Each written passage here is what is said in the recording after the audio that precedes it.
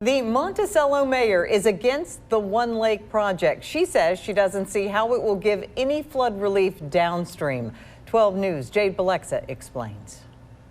The One Lake project would start just north of Lakeland Drive and stretch all the way down south of I-20. Developers say the project is for flood control. The levee on the Rankin County side would be widened. Some town leaders downstream just aren't sold on the project. This property belongs to Monticello Mayor Martha Watts. When the Pearl River is full, well, then our tributaries come up. Even though the water has gone down about 2 feet since Saturday, the mayor is still getting home by boat. The mayor says 2 homes have received major damage and Atwood Water Park is still underwater.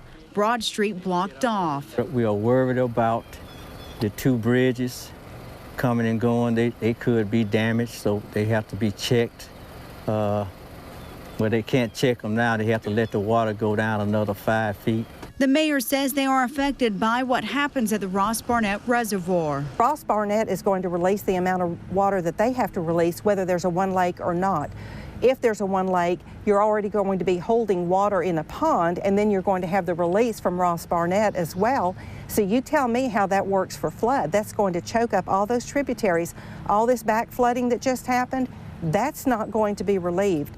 The construction of this project will allow the Ross Barnett Reservoir to pre-release flow, which will actually allow it to better manage flows coming in and reduce flooding. So working together, and we anticipate that we'll have a working agreement between the 2 entities to be able to manage floods such as this in unison. The mayor even took her concerns to Washington earlier this month, meeting with Mississippi and Louisiana lawmakers and the Corps of Engineers. We had Koch Industries with us. We had International Paper with us. We had a person that works in federal and state contracts with dams. You know, he's kind of on the dam side, and he's saying that you know, another dam is not going to work. A dam has never solved a flooding problem. With Georgia Pacific being their biggest economic driver, the mayor worries the impacts One Lake could bring. They have low water at times. And they have got to draw a certain amount of water at a certain level at a certain temperature, or they're not able to use it. We've met with them, and we know what the parameters, the water quality parameters and quantity that they're concerned about. And our modeling that I mentioned earlier specifically addresses those particular water quality parameters, and it does not harm them. It does not change them. They're off, in some cases, you know, by such a small amount you can't even measure it. So it's basically the same results as it leaves here.